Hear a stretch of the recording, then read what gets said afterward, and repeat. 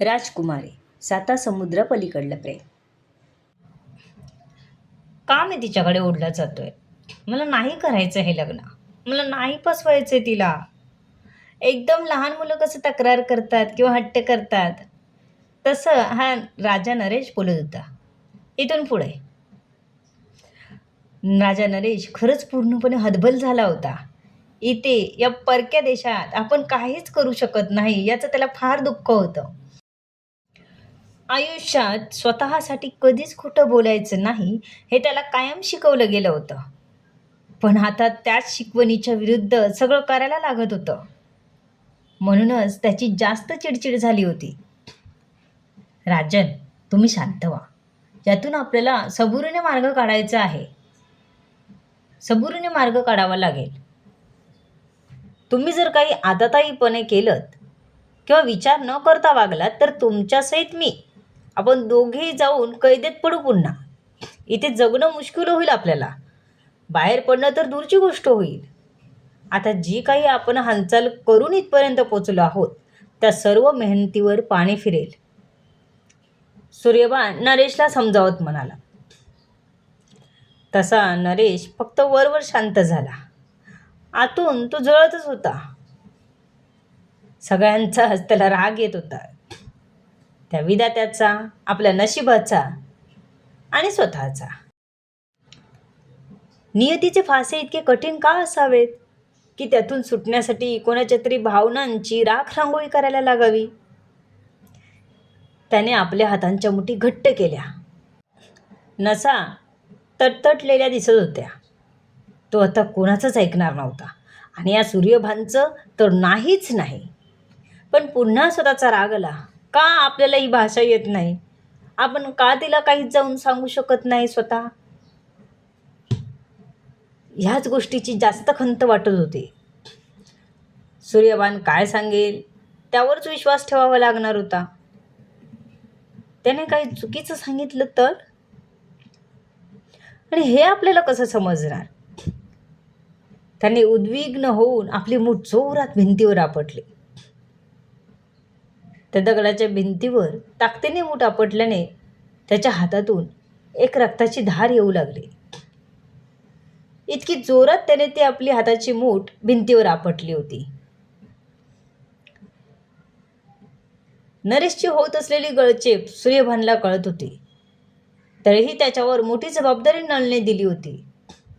त्याला सुखरूप मायदेशी आणण्याची. त्यासाठी त्याला काही करावं लागलं तरी तो ते करणार होता. इथे तर त्याची ढोलकी झाली होती. दोन्ही बाजूंनी वाजवली जात होती. इकडे नरेश आणि इकडे किंग विल्यम, जॉर्ज, राजकुमारी सगळेच. करायचं तर काय? आणि मार्ग शोधायचा तो तरी कसा? कोणाला तरी दुखावं लागणारच होतं. तो नरेशकडेच बघत होता. राजन, तो मोठ्याने ओरडला.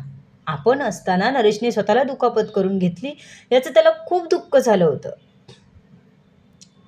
राजन, काय करताय तुम्ही? तुम्हाला लागलं बघा. असं कोणी करतं का? रक्त आला हातातून. बोलत सूर्यबानने त्याच्या जवळ आला. त्याने नरेशचा हात पकडायला गेला तसा नरेशने आपला हात मागे घेतला. राजन, मला बघू द्या, सूर्यबान म्हणाला. हात लावू नकोस मला. तू आत्ताच्या आत्ता बाहेर पडव इथून. मी इथेच राहिलो तरी चालेल. नल सांभाळतो ना राज्य, त्याला जाऊन सांग मी सुखरूप आहे. राजकुमारीला कसं सांगायचं ते मी माझं बघून घेईन. नरेश एकदम रागात म्हणाला. राजन, मी तुमचं म्हणणं राजकुमारी मारियाला सांगायला तयार आहे.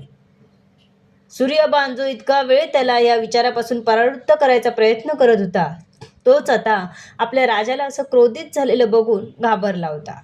त्याचा हा अवतार बघून आपण चुकलो याची जाणीव झाली. तसा तो नरमाईने घेत होता. तो सल्ला द्यायला चुकला नव्हता. आपल्या राजाची सुटका करून त्याला पुन्हा आपल्या राज्यात साता समुद्रापार घेऊन जावं हे वाटणं चुकीचं नव्हतं. पण एका स्त्रीच्या भावनांचा विचार न करता घेतलेला हा निर्णय होता. स्त्रीचा फायदा घ्यावा हा विचार चुकीचाच होता.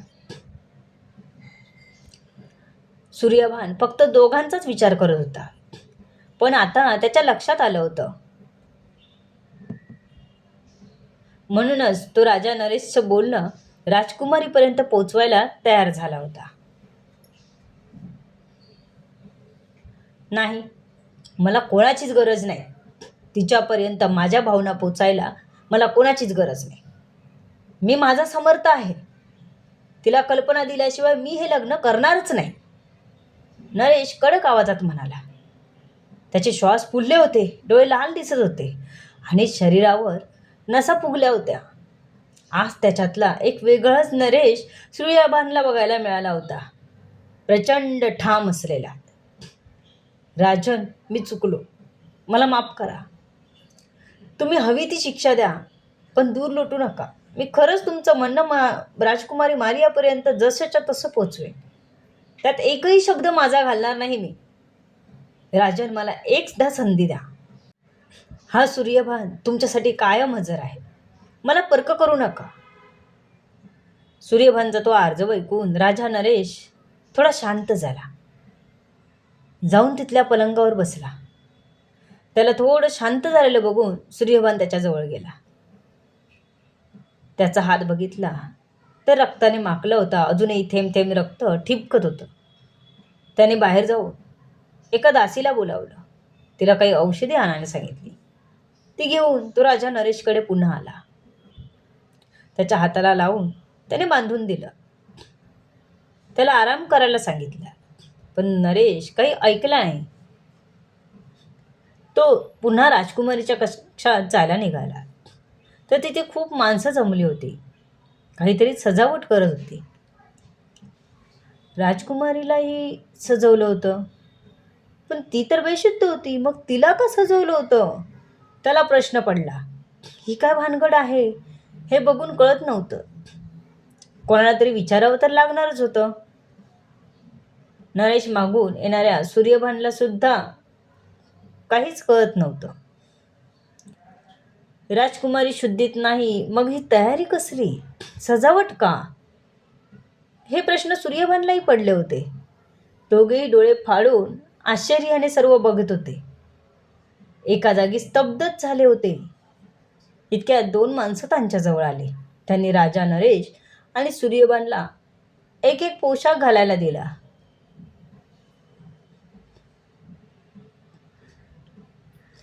नरेशने सूर्यभानकडे बघितलं. आता तोच काय ते विचारून सांगेल असा त्याचा अर्थ होता. राजकुमारी शुद्धीत आली नाही आणि किंग विल्यम्स असं कोणता समारंभ करत आहेत? राजकुमारी शुद्धीत नसताना तिला का सजवलं आहे? शेवटी सूर्यभानने पुढे येऊन एका माणसाला विचारलं. तसा तो सेवक म्हणाला, किंग विल्यम्सने हे सर्व करायला सांगितलं आहे. नेमकं कारण आम्हालाही माहीत नाही. सेवकाने असं सांगताच नरेश आणि सूर्यभान जॉर्जला शोधू लागले. आता तोच काय ते खरं कारण सांगणार होता. ते जातच होते की समोरून जॉर्ज त्यांना येताना दिसला. आज काय आहे? इतकं का सजवलं आहे सर्व? राजकुमारी मारिया अजून शुद्धीत नाही तरी असं कोणतं फंक्शन तुम्ही करत आहात? सूर्यभानने विचारलं. कारण डोळ्यात प्रश्न आणि मनात उत्सुकता. नेमका काय प्रकार आहे हे जाणून घ्यायचं होतं. तसा जॉर्ज हसला. ही तयारी राजकुमारी मारिया आणि नरेशच्या लग्नाची आहे. तुम्ही लग्न झाल्याशिवाय मुलींना हात लावत नाहीत ना, म्हणालात ना, म्हणून किंग विल्यम्सने ही तयारी केली आहे. जॉर्ज हसतच म्हणाला. राजा नरेश आणि सूर्यभानसाठी हा मोठाच धक्का होता. नरेशला तर काय बोलावं सुचत नव्हतं. कुठे तो राजकुमारीला सत्य सांगायच्या मागे लागला होता आणि कुठेही त्यांच्या लग्नाची तयारी होती. इथे त्याच्या लग्नाची तयारी होत होती आणि त्याला त्याचा थांगपत्ता सुद्धा नव्हता. आता विचारल्यावर सांगत होते. ते सूट पटवून. चल, नरेशचं ठीक होतं. निदान त्याला लग्न व्हायच्या आधी तरी कळलं. पण राजकुमारी, तिचं काय? तिला तर ह्या लग्नाचा अतापत्तासुद्धा नव्हता. असं लग्न करतात का यांच्याकडे? नरेश मनातच विचार करत होता. नरेशला हे काहीच पटत नव्हतं. स्वतःची मुलगी शुद्धीत नसताना कोण लग्न लावतं का? नरेश जॉर्जला सांगायला पुढे जाणारच की सूर्यभानने त्याला अडवलं. तुम्ही जाऊन तयार व्हा, किंग येतीलच आता, जॉर्जने सूर्यभानला सांगितलं. राजन, आपल्याला तयार व्हायचं आहे, किंगने सांगितलं आहे. किंग येणार आहे, सूर्यभान म्हणाला. सूर्यभान सुद्धा आता त्यांच्यासारखाच वागतोय म्हणून नरेशचं डोकंच सटकलं. त्याने दीर्घ श्वास घेऊन डोळे मिटले आणि जोरात श्वास सोडला. त्याला तर पहिले सूर्यभानलाच लोळवायला मन करत होतं, नंतर राजकुमारीच्या त्या दीडशाण्या बापाला. तरीही त्याने स्वतःचा राग कंट्रोल करून ठेवला. सूर्यभान, हे लग्न मी करत नाही असं त्यांना सांग. जोपर्यंत राजकुमारी शुद्धीत येत नाही तोपर्यंत मी हे लग्न करणार नाही. राजा नरेश एकदम भडकून म्हणाला आणि हातातले कपडे सूर्यभानच्या हातातल्या कपड्यांवर आपटून तो आपल्या कक्षात निघून गेला. सूर्यभानचा मात्र तिथेच पुतळा बनून राहिला होता. ना घर का ना गाठ का अशी अवस्था झाली होती त्याची. तो मोठ्या संकटात अडकला होता. तो तसाच धावत जॉर्जकडे गेला. जॉर्ज आत्ताच तिथून निघून गेला होता. जाताना तो सगळ्यांना इन्स्ट्रक्शन देत जात होता म्हणून जवळच होता. George, George please listen to me. सूर्यभानला धावल्यामुळे दम लागला होता, तरी तो जॉर्जला रिक्वेस्ट करत होता. व्हॉट? त्याने मागे वळून सूर्यभानकडे बघितलं. त्याला प्रश्न पडला होता, आत्ता काय झालं? सूर्यभान काय बोलायला आला आहे असा प्रश्न त्याला पडला होता. एवढ्यात ह्यांनी कपडे करून तयार व्हायला हवं होतं, ते सोडून हा इथे काय करतोय असे जॉर्जला प्रश्न पडत होते. तो सूर्यभानकडे प्रश्नार्थक नजरेने बघत होता. Naresh is not ready for this marriage because princess Maria is not conscious yet. He will be ready for the marriage only when princess becomes conscious. Naresh या लग्नाला तयार नाही कारण राजकुमारी मारिया अजून शुद्धीत आलेली नाही. तो या लग्नाला तेव्हाच रेडी असेल जेव्हा राजकुमारी शुद्धीत येईल. सूर्यभानने नरेश या लग्नाला तयार नाही असं एका दमात सांगितलं होतं. No, it's not possible. Naresh will have to do this marriage because they are doing it only for the princess. She might get well. I don't think the king will listen to anything. नाही, हे शक्य नाही. नरेशला हे लग्न करावंच लागेल. राजकुमारीला बरं वाटलं पाहिजे यासाठीच हे लग्न करत आहेत. किंग काही ऐकून घेतील असं मला तरी वाटत नाही. सूर्यभानला एवढं बोलून जॉर्ज तिथून जायला निघाला. सूर्यभानला काहीच मार्ग दिसत नव्हता. काय करेल सूर्यभान अशा वेळी? शोधेल का काही मार्ग की राजा नरेशचा रोष ओढवून घेईल? काय असेल भविष्य बघूया पुढच्या भागात. कथा जरी नवीन पॅटर्नने लिहिण्याचा प्रयत्न केला आहे तरी काल्पनिक कथा आहे. सर्व गोष्टी कळण्यासाठी पुढील येणारे भाग वाचायला आणि ऐकायला विसरू नका. तुमच्या अमूल्य प्रतिसादाची आतुरतेने वाट बघते. लेखिका शब्दवेदी उर्फ संतोषी गजानन राणे पाताळे.